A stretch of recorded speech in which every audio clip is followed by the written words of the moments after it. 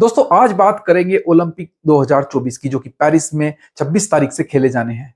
उससे पहले अगर बात करें तो टोक्यो में जो लास्ट ओलंपिक खेले गए थे 2020, उसमें भारत ने 7 मेडल अर्जित किए थे, जिसमें से एक इंडिविजुअल गोल्ड था जो कि नीरज चोपड़ा के नाम था। तो शुरुआत क्यों नीरज चोपड़ा से ही की जाए। नीरज चोपड़ा जो कि जेवलिन थ्रो में भारत को गोल्ड मेडल जिता चुके हैं, उनको अब अपने आप को कोई साबित करने वाली ऐसी कोई बात नहीं है, क्योंकि नीरज चोपड़ा ने भारत को कॉमनवेल्थ, एशियन गेम्स और कई मल्टीपल जो कंपटीशन है वहां पर नीरज ने हमेशा गोल्ड मेडल इंडिया को जिताया है। तो नीरज का गोल्ड मेडल का लगभग चांस जो है वो पक्का है। थोड़ा सा डाउट, नीरज मेडल तो जरूर लेके आएंगे। ये अगर भारत की तरफ से कोई एश्योरिटी है कि मेडल कहां से आएगा तो वो नीरज चोपड़ा से है, कि नीरज चोपड़ा का मेडल जरूर आएगा। उसका कलर कौन सा होगा ये वो दिन बताएगा जिस दिन नीरज खेलेंगे। नीरज की अगर कंपटीशन की बात की जाए तो नीरज का कंपटीशन खुद से ही है। नीरज का टारगेट होगा 90 मीटर मार्क को क्लियर करना, क्योंकि 90 मीटर का इंतजार काफी दिनों से हो रहा है। काफी चर्चाएं भी होती हैं कि 90 मीटर नीरज का कब आएगा। इस ओलंपिक में अगर नीरज 90 मीटर मारते हैं तो डेफिनेटली मेडल का कलर गोल्ड ही होने वाला है। अगर नीरज के कंपटीशन की बात की जाए, जिस खिलाड़ी को वो लगातार 3 बार हरा चुके हैं, कहीं ना कहीं वो भी कम बैक करने की कोशिश करेंगे। याको वाइल्डलेज जरूर इस बार चाहेंगे कि एक घायल शेर की तरह वो वापस हमला जरूर कर सकते हैं। तो नीरज को कहीं ना कहीं चौकन्ने भी रहना होगा। चेक रिपब्लिक से खेलते हैं, काफी दिलचस्प उनका मुकाबला देखने वाला होता है। तो इन दोनों के बीच जो कंपटीशन होगा, पाकिस्तान के अरशद भी खेलते हैं। मुझे ये पता नहीं है कि अरशद ने क्वालिफाई किया है या नहीं, लेकिन नीरज का जो चेक रिपब्लिक के खिलाड़ी के साथ मुकाबला होता है वो वाकई में ही देखने लायक होता है।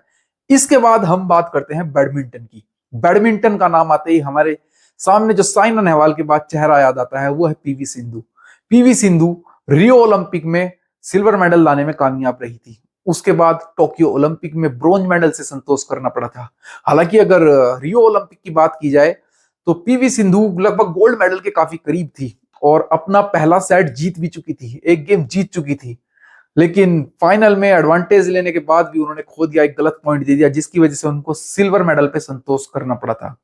लेकिन अगर पेरिस ओलंपिक में पीवी सिंधु के मेडल की कितने परसेंट चांस है अगर बात की जाए तो काफी मुश्किल नजर आ रहा है, क्योंकि पीवी सिंधु का हालिया फॉर्म और फिटनेस और एज फैक्टर भी अगर कहा जाए तो गलत नहीं होगा। 8 साल बीत चुके हैं रियो ओलंपिक को। तो पीवी सिंधु से मेडल की उम्मीद तो जरूर है, और उम्मीद है कि कलर भी बदले, ब्रॉन्ज या सिल्वर ना हो कि वो गोल्ड में कन्वर्ट हो। लेकिन चांस बहुत कम नजर आ रहे हैं। अगर पीवी सिंधु मेडल लाती हैं तो वो बोनस में ही गिना जाएगा। वुमेन्स से हटकर अगर मेंस बैडमिंटन की बात की जाए तो मेंस बैडमिंटन में चिराग शेट्टी और सात्विक, इन दोनों की जोड़ी ने कमाल करके दिखाया है। वर्ल्ड की नंबर 1 जोड़ी ये रही है पिछले कुछ सालों के अंदर। हालांकि फ्रेंच ओपन में थोड़ा बहुत ऊपर नीचे कुछ जरूर हुआ, लेकिन इस जोड़ी से मेडल की पूरी पूरी उम्मीद है। मिक्स में भी शायद अगर पीवी सिंधु के साथ इनमें से कोई खेलेगा तो वहां पर भी मेडल की पूरी पूरी उम्मीद है। इसके बाद दोस्तों बात करते हैं रेसलिंग की। रेसलिंग का नाम आते ही सबसे पहले जो चेहरे याद आते हैं, बजरंग पुनिया, सुशील कुमार, योगेश्वर दत्त और रवि दहिया। बड़े चेहरे जो भारत को हमेशा से अच्छा परफॉर्म मल्टीपल प्लेटफॉर्म पर कराते लाए हैं। मेडल इस बार अगर रेसलिंग की बात की जाए तो रेसलिंग में मेंस से जो अकेले रेसलर क्वालिफाई करने में कामयाब हुए हैं वो है अमन चेहरावत। इसके बाद अगर वुमेन्स की बात की जाए तो अंतिम और उसके अलावा फोगाट। तो मेडल्स की अगर बात करें तो क्योंकि रेसलिंग एक दिलचस्प विषय इस देश में बना हुआ था पिछले 1 साल के अंदर अगर देखा जाए तो फोगाट और बजरंग पुनिया ने जिस तरीके से अपने सारे रेसलर को लेकर फेडरेशन के खिलाफ पूरा जो हंगामा किया, जो उन्होंने स्ट्राइक की, इस वजह से रेसलिंग एक चर्चा का विषय जरूर बना हुआ है। तो यहां पर अगर मेडल की बात की जाए तो अंतिम से मेडल आने की पूरी उम्मीद है, क्योंकि अंतिम देखा जाए तो अंडर 20 में वर्ल्ड चैंपियन रह चुकी हैं 2 बार, शायद 2 बार वो चैंपियन रह चुकी हैं। फोगाट की अगर बात की जाए तो फोगाट को अपने आप को साबित करना होगा, क्योंकि फोगाट ने कोटा सिस्टम के थ्रू एक जगह तो हासिल कर ली ओलंपिक के अंदर। लेकिन हालांकि फोगाट के लिए सबसे अच्छी बात जो है, उन्होंने रिसेंटली ओलंपिक स्टार्ट होने से पहले ही एक कंपटीशन में गोल्ड मेडल हासिल किया है, शायद स्पेन के अंदर।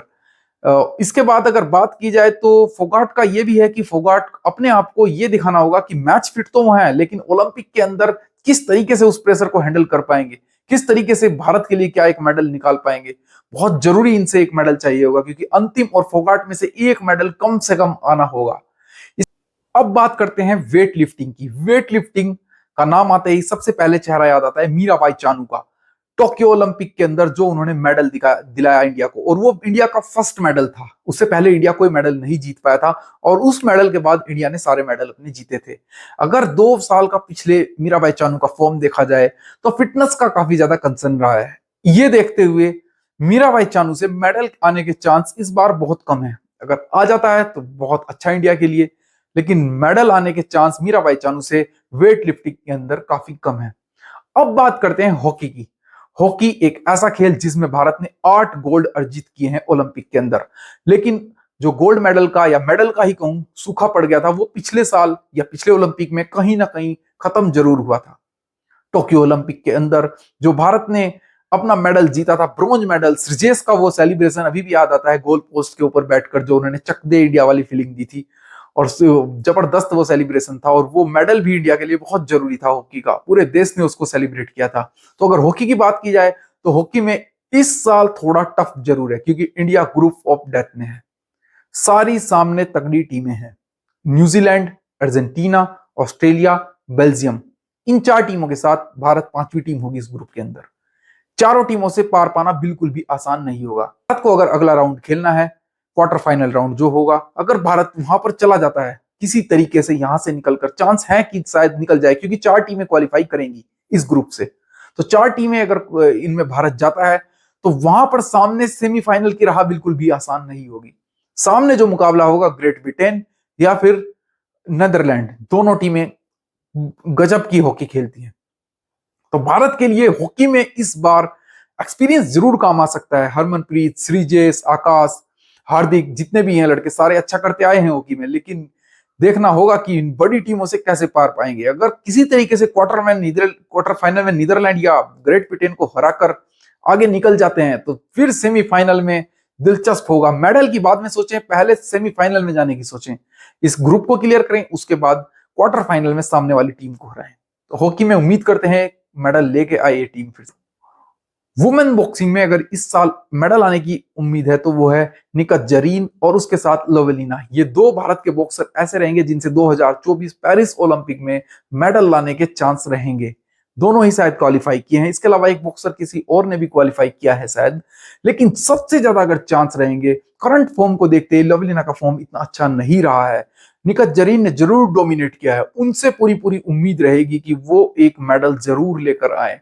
75 केजी में लवलीना खेलेंगी, लेकिन निकहत जरीन का पूरा पूरा चांस नजर आ रहा है एक मेडल का। तो दोस्तों उम्मीद करेंगे भारत ज्यादा से ज्यादा मेडल लेकर आए और इंडिया का जो रैंकिंग है वो ऊपर फिनिश हो, नीचे ज्यादा फिनिश ना हो। लास्ट ओलंपिक में शायद इंडिया 48 रैंक पे फिनिश किया था। तो ठीक है दोस्तों, प्लीज वीडियो को शेयर करें, लाइक करें एंड चैनल को सब्सक्राइब करें। Thank you.